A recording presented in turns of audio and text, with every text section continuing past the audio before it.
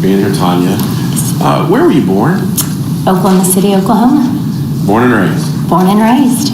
We'll spend some time here now going through your background a little bit and then move to some other issues. So, when you were born, were your parents married? Yes. And can you tell the court a little bit about your childhood? 2019. It's all right. No problem. These iPads on my team, it's just too much. Repeat your question. Your parents were married when you were born? Yes, my parents were married. And at some point, did your parents get divorced? Yeah, they did. So, Can you tell the court a little bit about what happened with your biological father? yeah. So, typical family. Family, obviously, that had a child, and it was from what I remember when I was a little girl, I had a good childhood. Unfortunately, my father was an addict. Also, my father was an alcoholic. My father did have issues with opiates. My parents got divorced when I was roughly 6. I think they separated when I was 5, actually got divorced when I was 7. I remember a lot about my childhood. Obviously, I had, shared visitation. I was at my dad's house a lot. I was at my dad's house a lot when I was younger. I remember some absolutely horrific times in which, unfortunately, my father was either intoxicated or under, the use of opiates and didn't make the best choices, which obviously put me at risk as a child.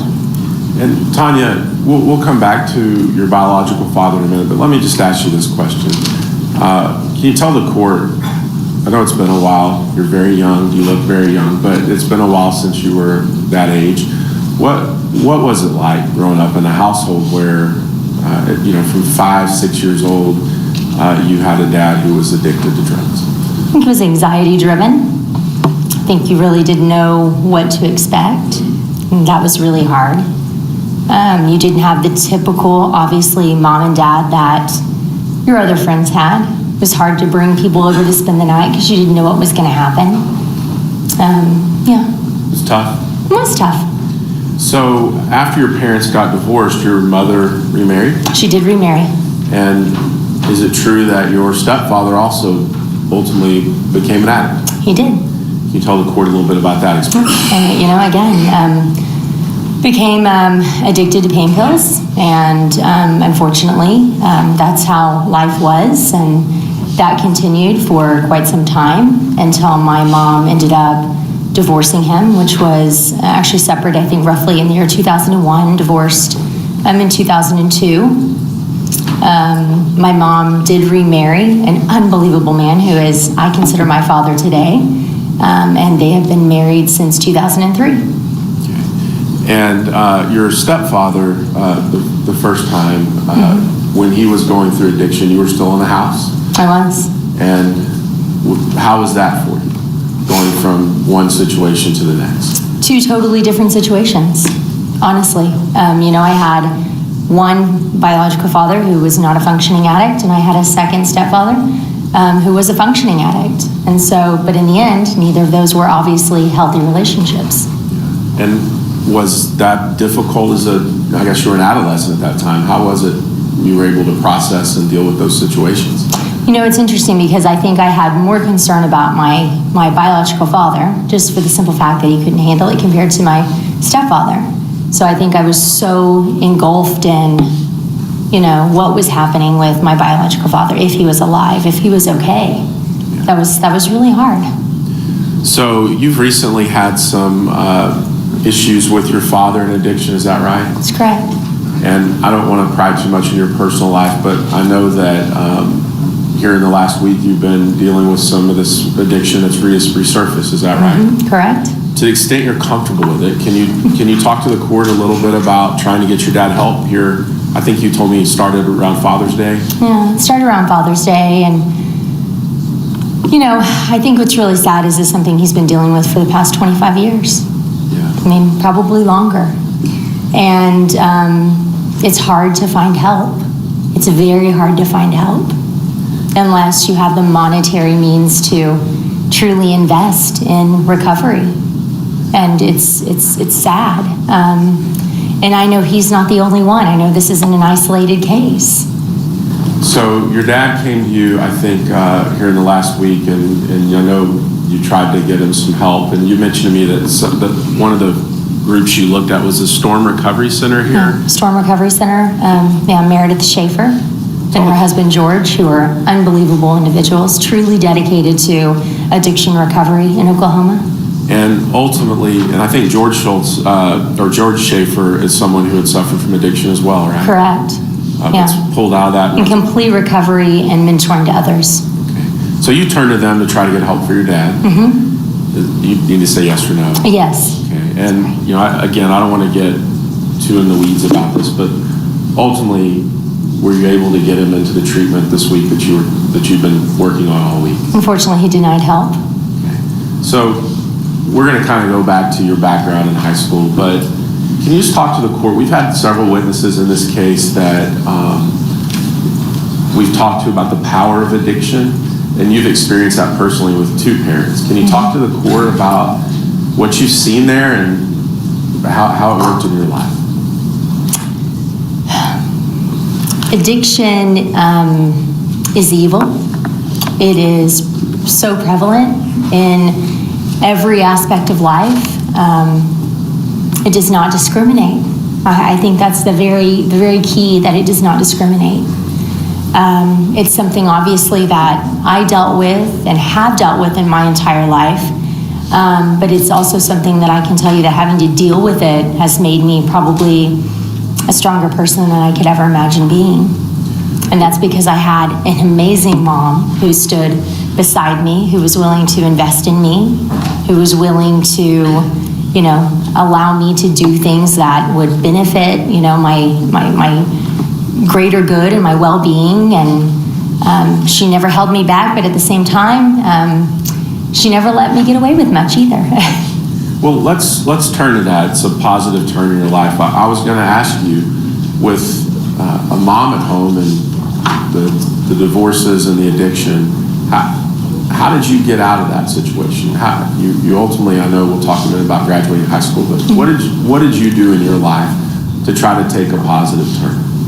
I'm not exactly sure it was popular, and I mean, and you know what I mean by that. It's you have this group of friends, you have this crowd, right? And if everyone is partaking in something, which probably isn't in the best, choice of the group, I was the one that, would say no. I was the one that wasn't invited to the party after that. I was the one that, it was just not the popular thing to do, but in the end, I knew it was the right thing to do. I saw firsthand how addiction plagued my family, and I didn't want to be that next generation, to be very honest with you. I think you told me one time that you believed you had a path to choose, either the addiction route or the other route. We all have a path to choose. Absolutely, chose. the higher road, so to speak, which is not always easy to do. Right. Because sometimes it kills friendships. Sometimes it, sometimes it's just not fun. But it is what it is, and it's the right thing to do at the right time. So as you're growing up in this household, your mom's trying to help you and you're dealing with these situations. You were in high school. Where'd you go to high school? Putnam City North. Did you graduate? I sure did, class of 2000. So when you were in high school, you weren't just an ordinary student. You went and did some other things, right? I went and did some other things, yeah. Tell the court about what you did. Well, they have an amazing program at all the high schools now in which you are able to actually go forward to a technology center, whether it's Francis Tuttle or Metro Tech, and you're able to do college prep classes and actually obtain college credit while you're still in high school, which was a really big thing. In that situation, I was like, why not? I loved medicine, love the human body. I think it's an unbelievable, just an unbelievable being, and how, from a molecular standpoint, from a cellular standpoint, how it heals, how disease, sometimes can take over the body, how the organs work. All of it was just fascinating.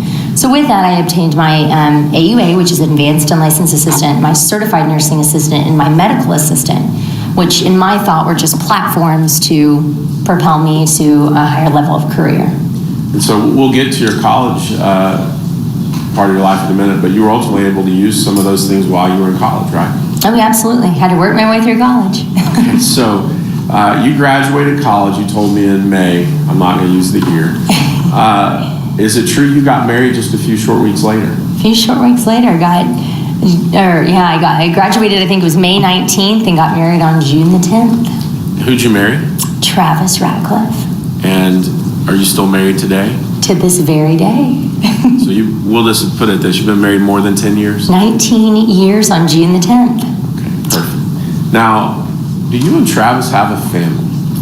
You could say that. We've got quite a big family, actually. How big is your family, Tonya? We have 13 children, and you want me to go into the pets or not? Just 13 kids, and obviously the two of us. Okay, so how many are your biological children? We have two born from my body, which are our biological children, and we have 13 born from my heart, or our heart, from foster care and adoption. And their ages range from what to what? 1 to 14. Tonya, you've told me one time you had a little saying about your baker's dozen. How does that go? Well, you got to be careful what you pray for, I think is what I said, and because you never know how many children will enter your world. And I said, we were 1 and done, 2 were through, 3 for me, 4 no more, 5 and still alive, 6 in the mix, 7 sent from heaven, 8 feeling great, 9 doing fine, 10 is the end. But a family isn't a family unless you have a baker's dozen. I was watching Miss Tonya try to type that because to get through 13 kids, you got to talk pretty fast. We'll come back to your children here in a minute, but did you ever think you'd have that many kids? Never. And I want to make a kind of an agreement with you today. We're going to talk about some difficult things with some of your children. And I have 2 daughters. They would not like me calling them an it or not using their name. But today we'll just try to refer to some of these as a child or your child and leave the gender and names out if that's okay. Yeah. If I slip, Yes. I apologize, but we'll just do it that way. Let's go back to you're married to Travis in June. You ended up going to college. Where did you start college? Started at Oklahoma State University in Oklahoma City for my 2-year degree, associates. Okay. And did you ultimately transfer? I did to University of Central Oklahoma for my bachelor's. What did you study there? What did you get a bachelor's in? My bachelor's was in applied science and general education, and my master's was in adult education, professional health occupations. Okay. Were you wanting to go to medical school? I would have loved to have gone to medical school. Okay. And we talked a little bit earlier about your vocational extra things you did in high school. Did you utilize those when you were in college? You said you worked through school? Yes, I worked through school, started in urology, then transferred over to OBGYN, and then, multiple other pieces, and then ended up where I felt like my true executive career really began, which was at Integris Health. Okay, just real quick, you mentioned a master's. What is adult education professional? Adult education, basically, it would give me the opportunity to teach classes to adults that are in professional health occupations, maybe being able to put on courses at a hospital to help teach physicians, whether it's certain, clinical courses or maybe bedside manner, very certain things. Okay. Now, you mentioned, and we'll just transition to that, at some point you went to work for Integris, and how did you start out there? So I started out in actually home health care. Was actually a sales and marketing position in which I was able to basically recruit individuals or patients that needed home health care services to help them decrease the possibility of rehospitalization or allow them to discharge from the hospital sooner with services to a home setting.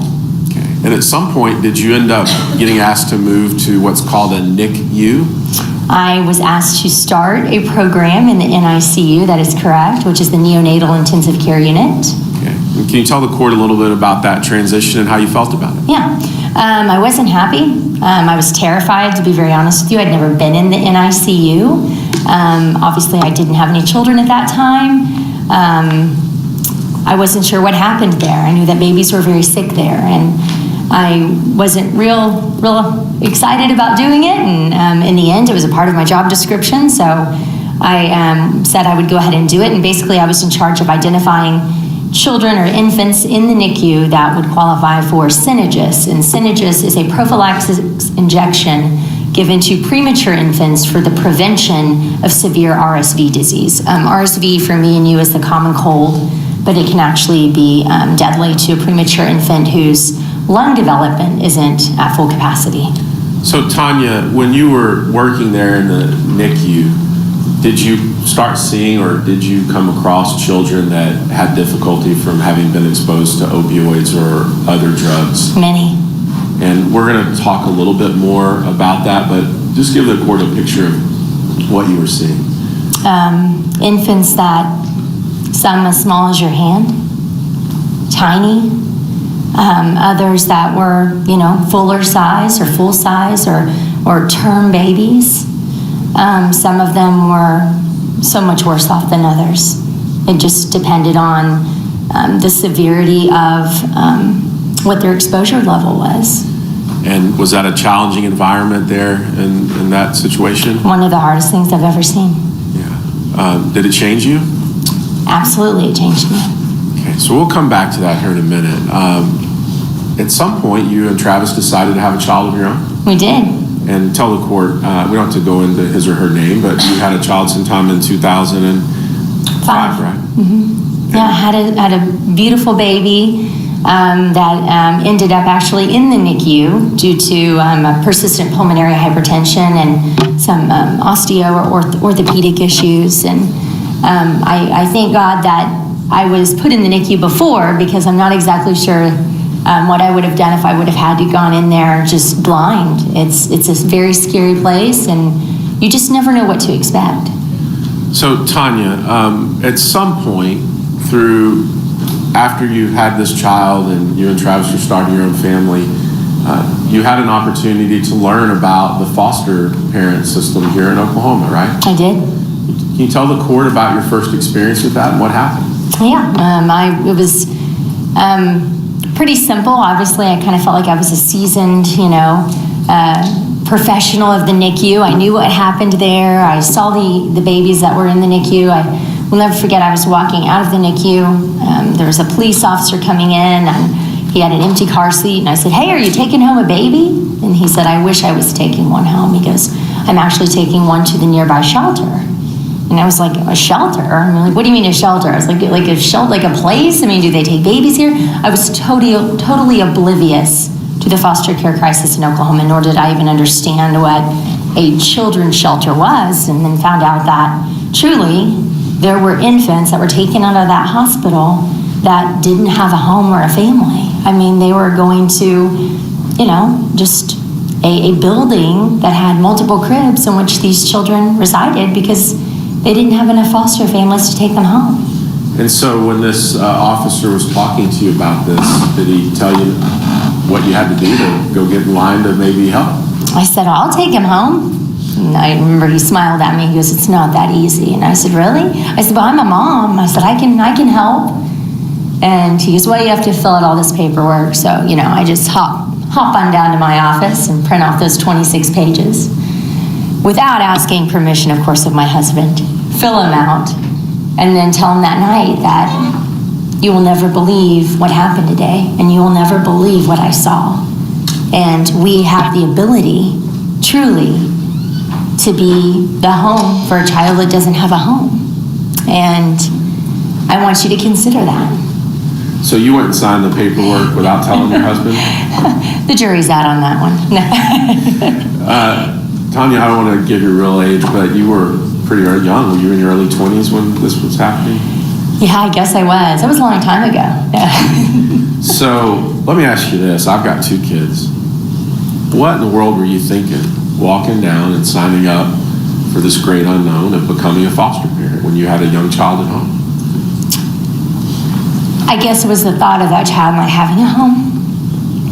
The thought of how many others that happens to that I didn't know about. That did Oklahoma know about this?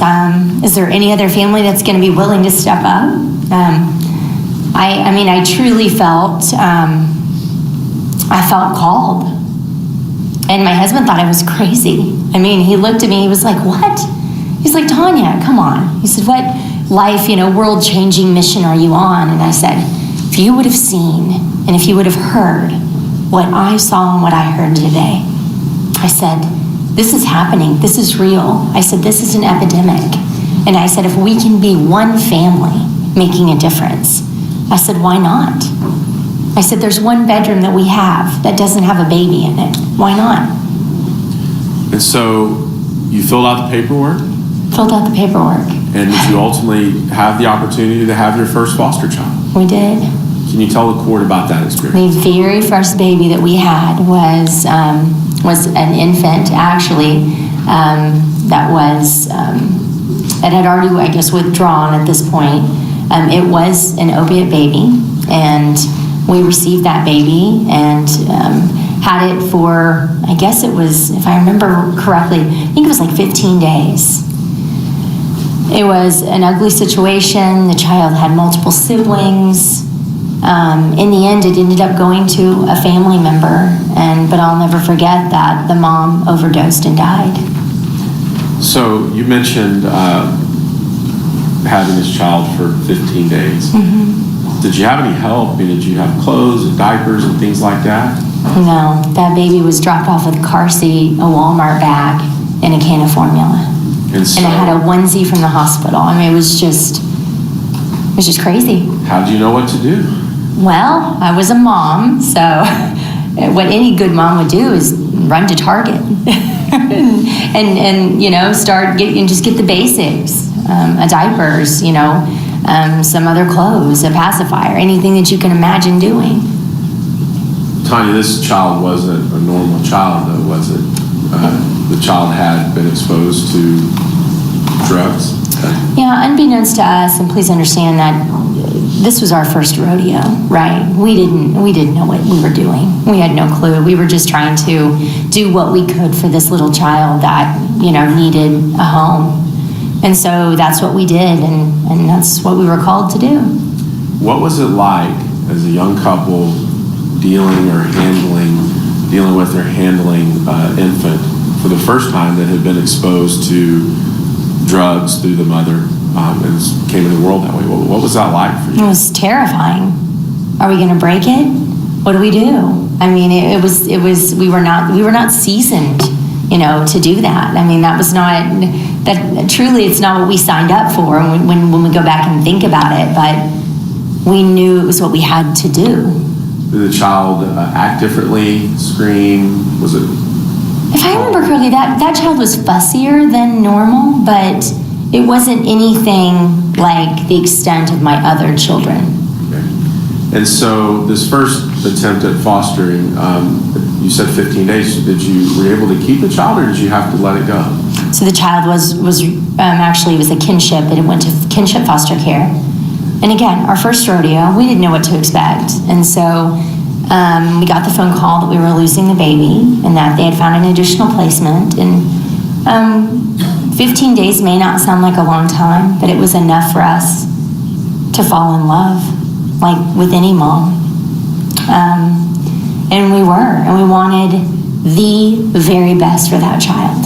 And if it was for that child to go with family, that's what it was. But I'm not gonna sit here and tell you that it was easy, because it was one of the hardest things that we've ever done.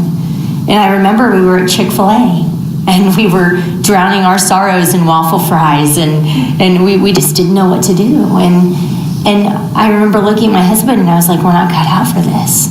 Like, we can make our own babies. That's what we're gonna do. I mean, this is not what we signed up for.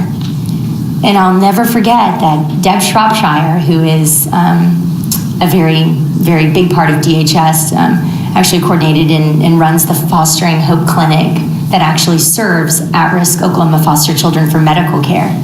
She actually was there with her husband and her child, and actually came up to me, and we had seen each other previously in very many different venues and around Panera Bread before we went to church. And she came over and she goes, I didn't know you had a baby. And I said, well, I didn't have it. And I said, this is a baby that's in foster care. And I said, unfortunately, we're losing this baby tomorrow morning. And I said, I'm sick. And of course I just, was explaining to her all of what was taking place and the woes and over. And she goes, you don't know what I do you? And I was like, no. And she goes, I actually work for DHS. And I was like, oh, okay.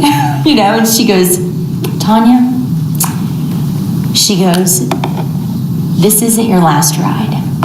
She said, the love that you gave this baby over the last 15 days is more love than that baby could have ever expected to get. And she said, though this is goodbye, she said, you'll keep the ones you're supposed to keep. And she said, you'll invest in the ones that you don't.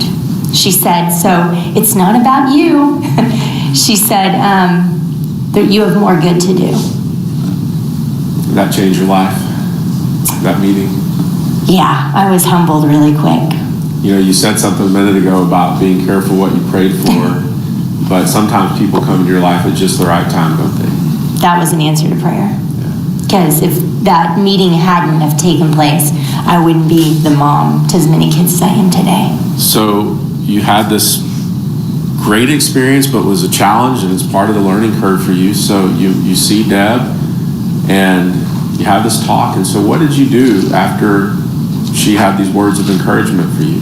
What any normal person would do, go home and create a marketing plan, right? What do you mean?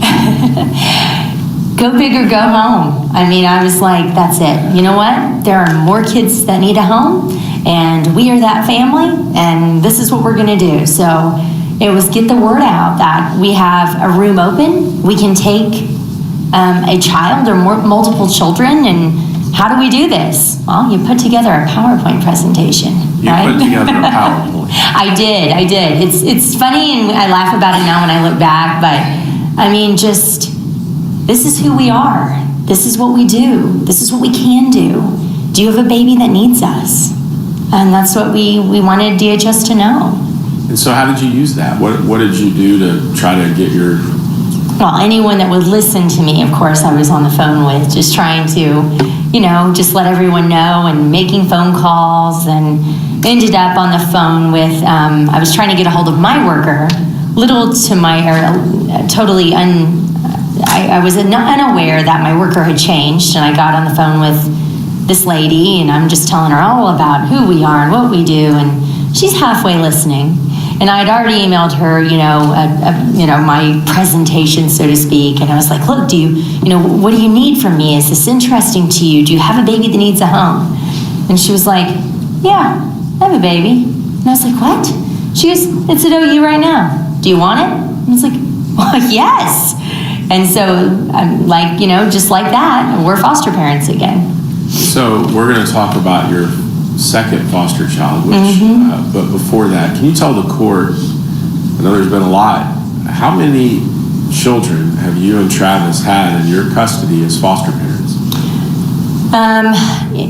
So the numbers between 20 and 25, it's funny, you got to think of all the overnight placements that come that just need a home, but roughly 20 to 25 kids. We've been doing this for almost 12 years. Wow. So you mentioned that your PowerPoint, your aggression, I would call it, worked. Aggression. I guess you took your college training to heart and took a business approach to this, but you ultimately were given a second child, and you said it was at the OU Medical Center. Mm-hmm. And can you tell the court about that? Oh, it was a sweet baby that needed a home, and ask and you shall receive, because we got that baby, and it was deja vu all over again. And so this sweet baby arrived at our home, and again, car seat, limited supplies, but I kind of planned ahead, right? So you get the basics that you need beforehand to make sure that you can provide that baby with whatever that baby needs. This baby was also a baby that had been exposed to opiates. That was obviously in all the material. So we thought, okay, all right, this here we are. And so that was number 2. We're going to come back and talk about number 2 in just a minute. Talk about some of the issues that you and your family face with respect to that exposure. But that wasn't the only one that came your way, right? No. So can you tell the court what happened just a few weeks later? A few weeks later, I was actually at Integris Baptist Medical Center. I was in the NICU. And there was a baby screaming. And I will never forget that gut-wrenching sound of his scream. And I was in there doing some paperwork for some Synagis injections, and I just was looking over at these nurses like, can I do something? You want me to hold? What can I do? Anything. I said, can I hold it? And they were like, yeah, you can hold it. So I picked up this little baby, and I'll never forget, I met its eyes, and I was like, hi, what are you doing? You're making all this noise. Why are you being so loud? And it was interesting that baby wanted to be held. But there was so much more to that baby's story than I could ever imagine. And that baby was a baby that was severely exposed, and that baby was withdrawing, and it was one of the hardest things that I'd ever seen, because of course my day had to go on. So when I had to put that baby down, and because of that, of course, that baby started crying again. And I'll never forget, I left the NICU crying, thinking, what do I do? So I ended up back in the regular nursery a short time after this, and sure enough, that little baby was still there. And I thought, what are you doing here? You should be in a home. And that baby had unfortunately been abandoned. And I'll never forget, I called DHS and said, okay, what's going on here? This baby should be in a home. This baby's eating up length of stay days. I was trying to make it more of a professional piece. And I said, I'll do you a favor. I can take this baby home, but only for the weekend. And what was so funny is that, weekend placement turns into my soon-to-be 12-year-old today. And you and that child came across one another because you were working where? As I was working in the NICU. The same one? Same place I didn't want to be in. And somebody put you there? Somebody put me there. And you took your firstborn child there too? Correct. So what happened? Did you leave that child there? That child came home with me, actually. Well, I think it was actually DHS came and they did a discharge, and that child was actually brought to my home. And that child had a laundry list of issues. Related. Still to this day does. We'll come back to that as well. You ultimately had your first adoption day, right? Mm-hmm. Can you tell, you need to say yes. Yes.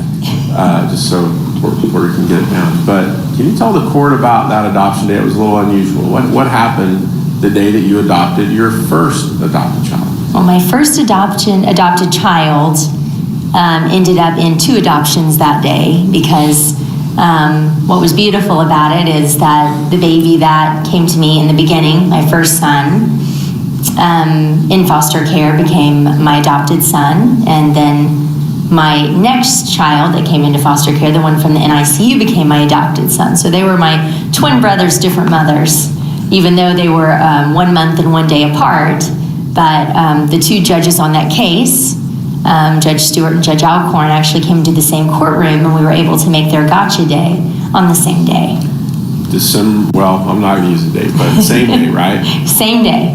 And that wasn't your last tie to the family for your first adopted child, right? You ended up having something else happen with respect to that child. What was it? I ended up having another baby was born, and that was the brother of one of my adopted children. Same song, different verse. Addiction was still plaguing that family, and that child was born positive. Again.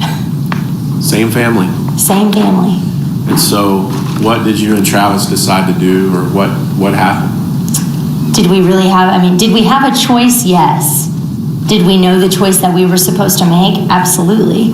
Because those babies were supposed to be together. Those brothers were supposed to be together. So you adopted that child too? We did. So you did your baker's dozen a minute ago. You've ultimately adopted 8 children? 8, correct. You have 2 that were biologically yours? Correct. You currently are taking care of 3 foster children? 3 in foster care, correct. So I was trying to do the math there. So far, it sounds to me like 3 of those children were exposed to opiates through the mother. Correct. And they came into the world that way. Correct. You also have a total of 6 children that were exposed to some type of substance there, right? That is correct. Okay. Now, we're going to come to the hard part here in a minute, but let's talk about, it's all positive, but let's talk about the real positive stuff. How do you and Travis and 13 kids get from one place to the next? What's life like at your house? Life is beautiful chaos. We're different. Everywhere we go, are they all yours? I'm like, every one of them. I'm like, you know it. And, sometimes I ask them, I'm like, do you babysit? Are you wanting to know because you're looking for employment? Because, I could hook you up. So we always kind of joke around in that situation when people are asking, are they all yours? We drive a big van. We, have a big grocery bill. We have a big life, and I don't think we'd have it any other way. So do you and your husband ever get to go on a date? I mean, it's hard for me to do that with 2 kids. How do you do it with 13? I'm sorry, what's a date? Yeah. No.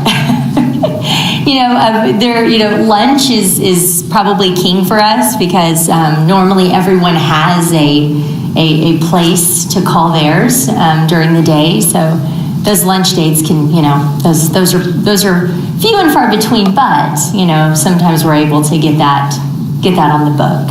I'm just curious, totally curious on this one. Can you get one person to babysit 13 kids? I can, actually, yes. Yeah, I can. Now, it cost me a pretty penny, so in that situation, we're like going through the McDonald's drive-thru, but yeah, you can find them. Mine babysits Mr. Pate's kids from time to time, and 2 is all she can handle, so I don't know how that's going. You just said something about gotcha days. Mm-hmm. I've never heard that term until I met you. Can you tell the court what that is and why you said it? So gotcha days are really important in our family just because every time that you adopt a child, that's their gotcha day. So in our family, a gotcha day is the day of their adoption, and that child then they get to pick wherever they want to eat, and they get a cake, and then we retell the story of their adoption and why they're such a special part of our family and how our family wouldn't be what our family is without them. So you don't really do birthdays. It's kind of hard to keep up, huh? Oh, we do birthdays too, but it's kind of like their second birthday in a way. Okay, so I told you we would talk about it's like I said, it's all great. It's amazing to me, but let's talk about, you mentioned several times with these children that there's some issues that happen. If you could tell the court when you get a child in your care who's born with neonatal abstinence syndrome or just problems related to exposure, what are those first 5 to 10 days like? They're hell on earth. And that is, that's being polite about it. What happens to those babies is tragic, and it's nothing that you as a human being can do anything about except for hold them, love them, feed them, try in some way, form, or fashion to limit, how comfortable they are or how comfortable they are not. It's terrifying as you're holding them and these babies are shaking in your arms. They're shaking to the point where it's uncontrollable. There's no, there's no helpline. There's no nurse standing by you. It's hard. It's really hard. You're exhausted. You feel like you're failing as a mom. you're playing almost a relief game with your spouse as far as who's going to take the next step, who's going to take the next shift. It's hard. It's really hard. Now, you mentioned shaking. What are you talking about there? On the babies that I had in my care that were withdrawing from drugs would shake. And I mean, it's not just like a quiver, it's their body would just shake and they would just scream uncontrollably. Uncontrollably to a point where you questioned, do I go to the emergency room? Is there something wrong with this baby that I don't know about? You just started questioning yourself as a parent. Is this normal? Is it not normal? And what's sad is the more babies that came into our care, the more normal that got. And that's what I think was more tragic about it, is that as those babies just sat there and shook, you just knew that it would get better as time went on. So Tonya, you've talked about it. Words don't really describe what this is like, do they? Not at all. You have to see it with your own eyes. To experience it, to be there in that same room, to hold that child, yeah, if you can. Now, you and I have looked at a video that we found online with a baby that was exposed and born with, as far as we know, neonatal abstinence syndrome, right? Yes. And we're not putting blame on anybody for how that baby came to be that way, but do you believe, having seen that video, it's a fair and accurate depiction of what a neonatal abstinence child does when these tremors and shakes that you've described, having been in NICU and having held these children in your own arms? Is it a fair? It is fair. It's as close as you can get without being in the same room and holding that child. And we're going to continue this conversation about the difficulties these children face and the parents dealing with them face. Do you feel like it would help you assist the court in this conversation if we were to show that picture and the court can see what you're describing? Yes. Your Honor, this is the video we'd offered as a court's exhibit. We'd like to play it at this time. It's publicly available. There's no privacy issues with it. And I frankly think you have to see what's depicted to understand what Mrs. Ratcliff's talking about. Your Honor, I would reiterate the objections. The media sidebar pursuant to this video, and for all of those reasons, ask that it's not admissible and not appropriate to be placed. Your Honor, like I said, I think we're asking the court to make some very heavy decisions in this case, and certainly what happens with addiction to these babies and the abandonment that results due to the overdose problem we have in the state is a big part of it. And having been through this myself in this case, unless you've been there and seen it, I don't think you can understand what's really going on. And she's laid a very proper predicate that, as someone with training in the NICU who has these babies herself, that this is an accurate depiction. Overrule the defendant's objection. I'll allow for the video to be shown. I'll mark it as Court's Exhibit 88. It won't be admitted to the evidence, but I'll allow it to be shown as a court exhibit. Thank you, Your Honor. And Medina, if you'll play this, and Tonya, it's a short 30 seconds. I'll ask you some questions about it.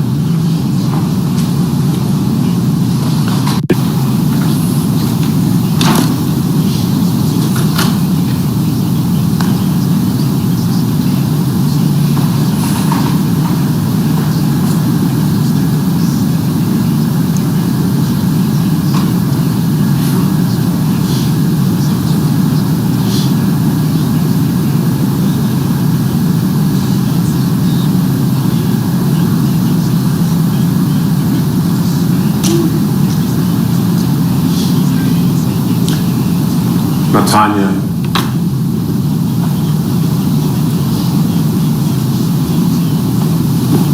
can you put that into words? Is that what it's like? That's what it's like.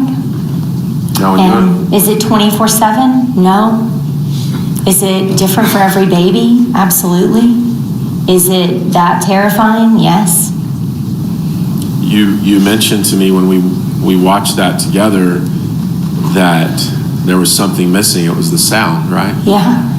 You've had babies crying around you your whole adult life. Yeah. Is it different with? Totally different.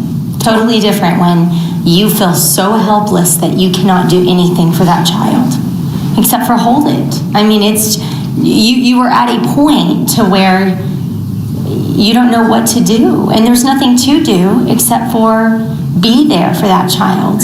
Or in the event that you lay that child down and then that child stops crying and you are so anxiety stricken that you run in to make sure the child's still breathing. The child was breathing, but the child was just sleeping, and then the child starts screaming again.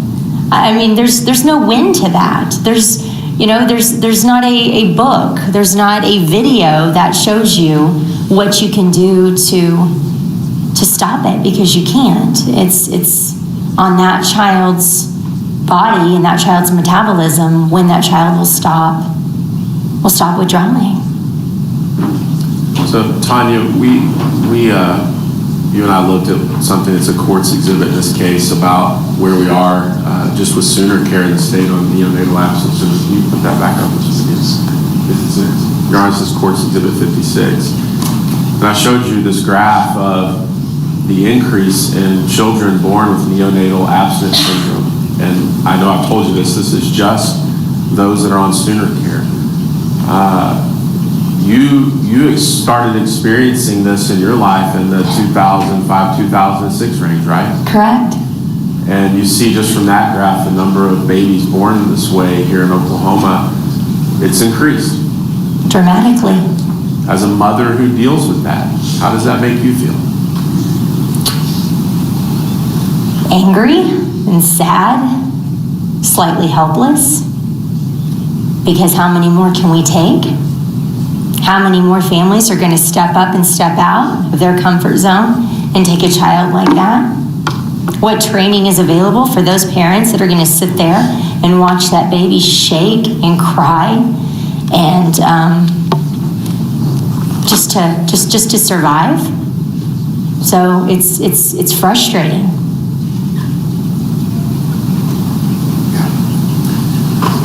So you've talked about what this first few weeks is like. Walk us through the progression of a child, your child, that's born. You said, particularly with one of them, that's been really tough. What are those first 3 to 4 years like? I think that so many people believe that exposure and addiction with these children ends after withdrawal. And I'm here to tell you that's not the case. My children are amazing children. And I believe that I'm a good mom. But there are days that are so hard that you question, are you doing the right thing? And that's a really hard place to be in when you don't think that you're a good mom, but you know that this child was put with you for a reason. My children are loved. My children are adored. My children have an unbelievable support system behind them. I seek out the best of the best for my children all the time. I try to put the right people in the right places to make sure that they get everything they need from a health standpoint, from an education standpoint. And there are days that that's just not enough. And when I say it's not enough, it's these fits of rage. It is academic delays.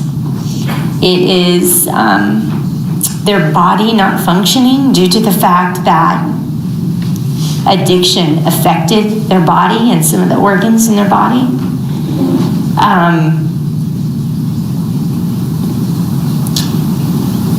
There are days in which we can play catch and we can go out as a family and live life like a normal family would, as typical as a family with 13 children could, right? But there are good days and there are bad days. And that is what is so difficult when it comes to exposed children and what's taking place in their life and how addiction is still affecting them down the line. And I think what's more frightening for me as a mom is what does the future hold? And that is terrifying. My child didn't ask to be born an addict, but that's what happened to my child. And so I question, does that make him more susceptible? Are there things that I should do differently to keep him safe without enabling him, without being that, overly diligent helicopter mom? You question everything that you're doing. And I think a lot of parents in this situation do. You mentioned you don't know how they're going to turn out. Your oldest adopted child is how old? Will be 12 in June. And so you don't know yet what's going to happen, right? You don't know despite what you've done, you don't know what the biological and mental impact of this has all been. I know it's not going to be good. I know that it could be better if it wasn't for that exposure. Would it have been perfect? No one's life is. But I guarantee you I wouldn't have the trials that I face, that he faces, that she faces, if it wasn't for that exposure piece. Having been through this and raised these children and seen it with your own eyes, plus the ones that you've seen that you can't help, do you think that when a child comes in the world this way, are they starting with a level playing field? Not in the least. Not in the least. And what happens to them when somebody like you is not there willing to take them? That's probably why I have 13. Because there aren't enough families to aid in the crisis of the children in Oklahoma that need a home. And that's the truth. I think we have a graph on that. We asked you to look at some data we have. I know you're not an expert in this, but you have looked and you know quite a bit about the DHS system here, right? Yes. And you told me that we have a shortage of homes and overabundance of children in need, right? We do. And you asked me to look at the data and see what it was showing today. I did. And we looked at that together. We did. And I told you we could make a graph out of it, right?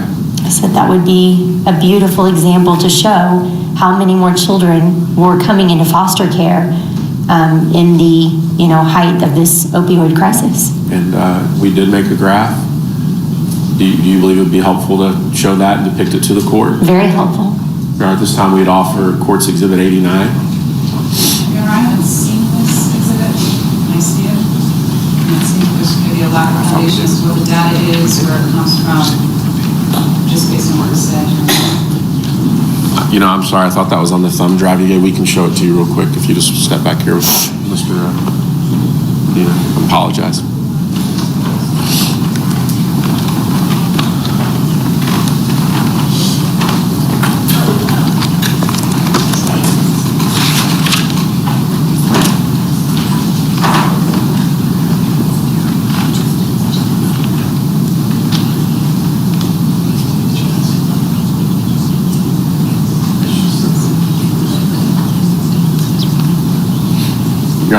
We'd ask that we show this as times a court exhibit. It's just based on the data of the percentage increase annually of kids coming into the system. I just looked at the graphic.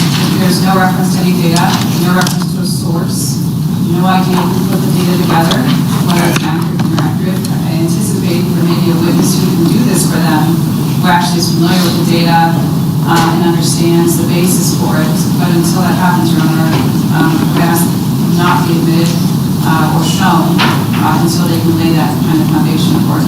We know where it comes from and what it is, Your Honor. Your Honor, I think it's based on DHS data. It's a simple graph that shows the percentages that we're dealing with. We'd offer it as a court's exhibit. Can I see it? Sure. I'll have to show you on Mr. Duck's phone, but I'll show you the underlying data. And again, Your Honor, I anticipate there will be other witnesses who may be able to lay the proper predicate for it. This data has been provided to the defendants. That's the underlying data. What is it? The underlying data, I'd love to see it.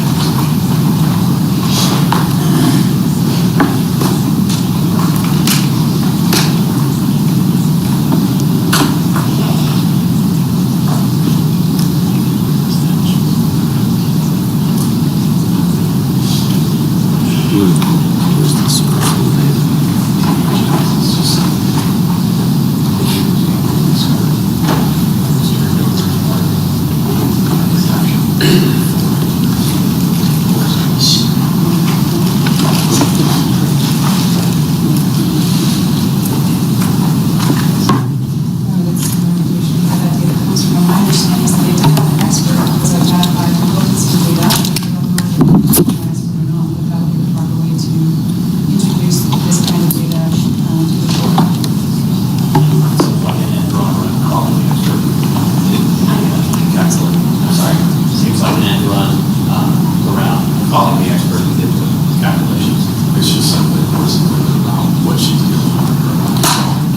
I'm going to sustain the objection. You certainly can ask Ms. Ratcliff about her knowledge of data, but I'm not going to enter into There has to be not really just articulate the content of that data and not answer the same problem. So she has any separate knowledge as opposed to being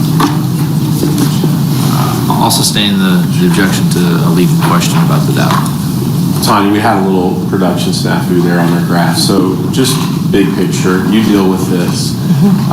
What do you know about whether children that are, I think we use a term called removal, is that right? Mm-hmm. Yes. What's going on with removals here in the state over the last decade?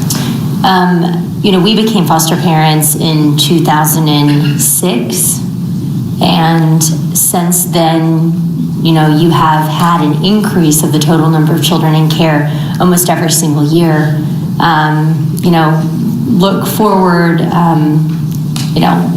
from 2006 to 2011, the Pinnacle Plan that had to be implemented due to, sometimes even maltreatment in care. I mean, you had an influx of children in care. You had not enough families in the state of Oklahoma to be able to care for the number of children in care.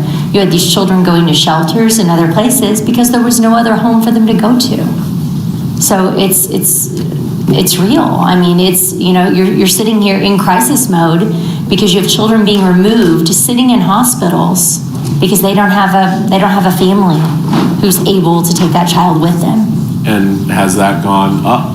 It has gone up. Dramatically or just a little? I think we went from 8,000 children in care to up to 11,000 children in care.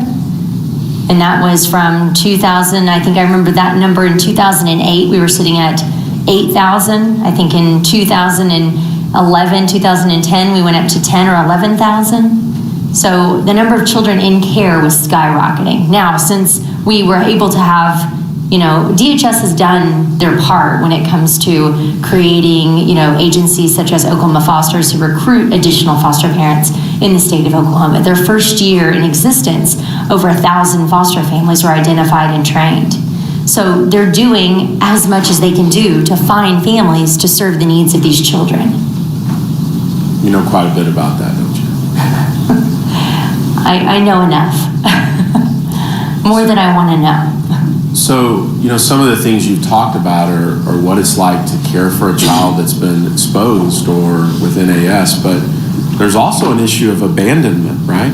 There is. So you have children and you deal with children in your job, we'll talk about in a minute, who may have not been NAS children, but they still are abandoned because of what's happened to their mother, father, or both. Addiction and poverty plague our foster care system. And there are parents who, in some instances, know that that's probably the best outcome for their child, is for their child to be left. You have some that are in the middle of addiction that are willing to, in some instances, relinquish their rights because they know they have no place and no business raising a child when the parent is in the condition that they're in. Well, let's think about that for a second. As a parent, I can tell you, you probably feel the same thing. Is there anything more powerful in your life than the bond between you and a child? No. But for an addict, there's something more powerful than the bond between a father and a daughter. In 2018, I stood in the Logan County Courthouse And I was adopting 3 children with my husband. And who stood beside me was the birth mother of those 3 children. And she stood there as those children changed their names and changed in an instant their life. And I can't imagine how hard that was for her, but it showed a sign of unity between 2 mothers that loved those children more than anything in that world. And there were tears that fell that day in that courtroom because I knew she was losing something more precious to her than I could ever imagine. And at the same time, there were tears falling from her because she knew that her babies were going to be taken care of. But that right there is the perfect story of what addiction and poverty can do. So Tonya, who taught you or who teaches someone in your shoes? DHS puts the child in your care and that's their job. Who prepares you for this? Nothing can prepare you. Nothing. There's no story, there's no foster care placement that replicates the next. You are going to be dealing with so many different situations, so many different stories, so many different factors. And I think in the end, all you can do is love. And that is what DHS teaches you to do, is love. And I was unbelievably fortunate to have a healthcare, organization behind me with gifted physicians that were there every step of the way in our foster care journey. But not every foster parent has that gift. And when you take a child on, will the state or anyone help provide any funding, or are you raising that child all on your own? You are raising that child with a subsidy from the state. Is it enough? It's normally, I think, $15 to $20 a day, just depending on the needs of that child. It's all depending upon age. And when you're dealing with children like yours that have had these issues, is there a lot of extra expense and counseling and things like that come into play? There is added expense. And I think when you're raising these children, I think you can do it status quo, and I think you can do it with excellence in mind. And so obviously with excellence in mind, that is going to be extra money out of your pocket. And I think every foster parent is different, and every foster parent, is given a road in which their journey, and that's the road that they're on, and some can do more than others. So Tonya, we'll kind of wrap up here in just a minute. Your journey through going from being placed in the NICU years ago to having these blessings brought to you, it took you somewhere else, didn't it? It took me to definitely a different place to call home, that's for sure. So that place is called Pepper's Ranch. It is called Pepper's Ranch Foster Care Community. And you first went there as a resident? As a mom and a dad, renting a house, wanting to make the most of the needs and be able to supply or provide for children in care. Tell the court how that works. You came in and there's a place for you to live?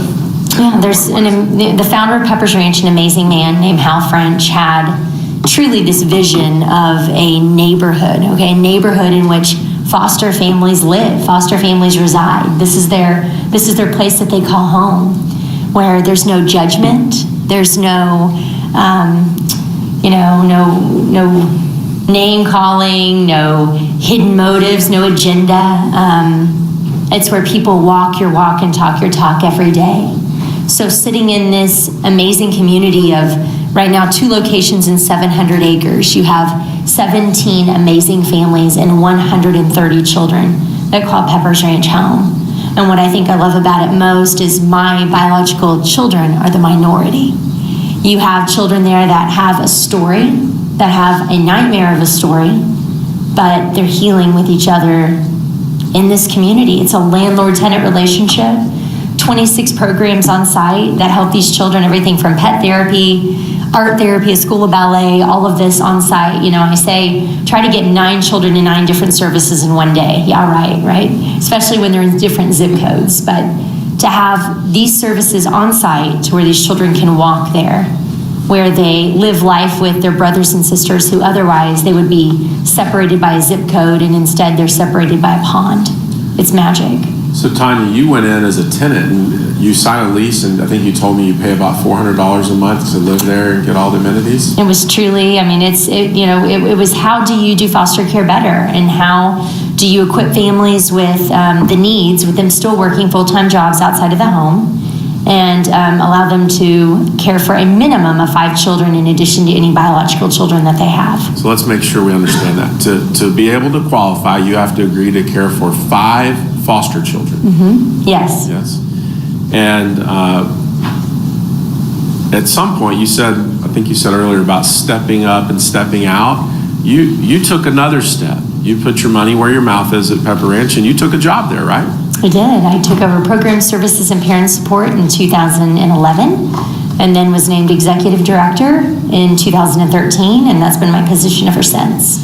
And as the executive director, one of the things you have to do is write grants. Write grants. And that's something you learned to do on the fly. I think you told me, how many grants did you write the first day you were told that was something you needed to do? I was not a seasoned grant writer, but at the same time, I was like, I have a story to tell. And if I have a story to tell, maybe people will listen.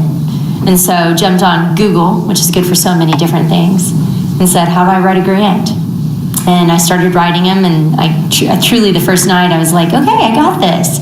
And I think, processed 18 in one day. Or maybe it was 21, I can't remember. It was a lot of grants. So we're not here to talk about Pepper's Ranch in the sense of, it's Pepper's Ranch, but we are here to talk about what is needed. Mm-hmm. Yes. You believe here because of, let me ask you a little differently. Do you believe that because of this crisis the state's in, we're seeing more kids in need of care, and we need more people available to help with it? There is no question that the opioid crisis has caused an influx and an overwhelming crisis of the children currently in foster care in Oklahoma. Now, you have about a 1.5-minute video that kind of shows what Pepper's Ranch is and how it works in the community, right? I do. Do you believe it would help the court understand what it takes to take this many kids off of wherever they are, out of abandonment or potentially on the street, and put them into a home?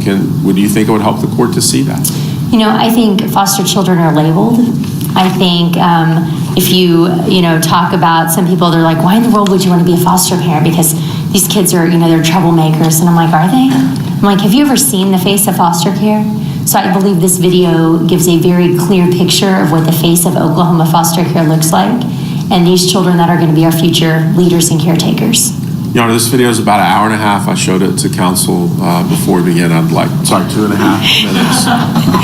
You said an hour and a half. Well, sometimes they say I go on too long, so I've adopted it. To that. The video's a minute and a half. Yeah, I think it's 2.5 minutes actually. If we like to publish it this time. Ms. Strong? And Your Honor, it would be subject to the same objections that I made at sidebar. I overrule the objections. I'll allow for this video to be shown, and we'll mark it as Court Exhibit 89. Thank you very much, and Mr. Medina, if you'll play it this time. Your Honor, did you mean 90? I think you already I watched it. think 88 was the first one we showed. That's right, thank you. We were going to do 89, but we didn't put it in, so this will be 89. The best way to describe Pepper's Ranch or a day in the life is beautiful chaos. Whether it's a 4:30 a.m. wake-up call to who stole the last Pop-Tart to, where's my homework. Serving the population from birth and beyond is what we do. I'm Tonya Ratcliff, Executive Director and Mother at Pepper's Ranch Foster Care Community. I love being a mom. It's one of the best things I do every day. And to think that there are children without a family, without a place to call home, that's tragic. If I can be a mom and our family can be that family to a child that doesn't have a family, why not? There's plenty of money to go around. The question is, how do you do foster care better? How do you ensure that they have a family that they know they can depend on? The founder of that time, Al French, looked at this and said, I want a different model to where these children can be, educated and have skill sets and not just serve boys, but serve boys and girls. And we want to do this through the generosity of Oklahoma and beyond. Pepper's Ranch actually became the first foster care community in the state of Oklahoma, serving boys and girls with a community approach to where we're seeking out the best of the best when it comes to parents to really break that cycle of child abuse and neglect. It definitely is a game changer. Programs and services at Pepper's Ranch are obviously a necessary piece of the support that we give to Oklahoma foster children. So everything from academic tutoring, the school of ballet, on-site pet therapy, trauma therapy, we are what we are due to the generosity of Oklahoma and beyond.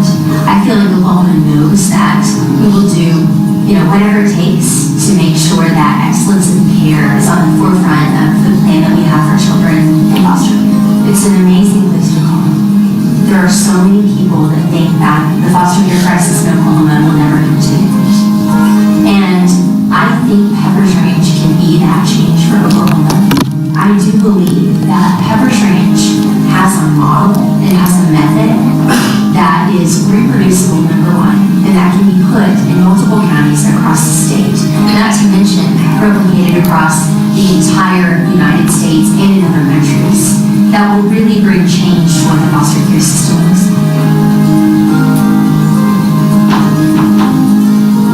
Thank you for letting us show your arm. We're just about done. A few more questions. Tonya, you mentioned that something in there, you said some people believe this crisis, and you were referring to a lack of available parents, would never come to an end. Is it your goal that we won't need foster care for opioid-related problems? Is that one of your goals? Opioid-related problems and beyond. I mean, we win when there are more families searching for children than children searching for families. That's the ultimate goal for you. That's the ultimate goal. So real quick, you mentioned something called Scissortail. You said you were recently, honored at that. Mm-hmm. Yes. What is that? So the Scissortail, they had the Scissortail Festival over in Tulsa, and the mayor and his wife chose foster care as the beneficiary for that specific event. So we were honored at that event as a community of change for Oklahoma, and we were honored with a gift, a monetary gift. Great. Yes. Now, Tonya, you were talking about one of your children earlier with me, and I asked you the question in private. I said, why have you done all this?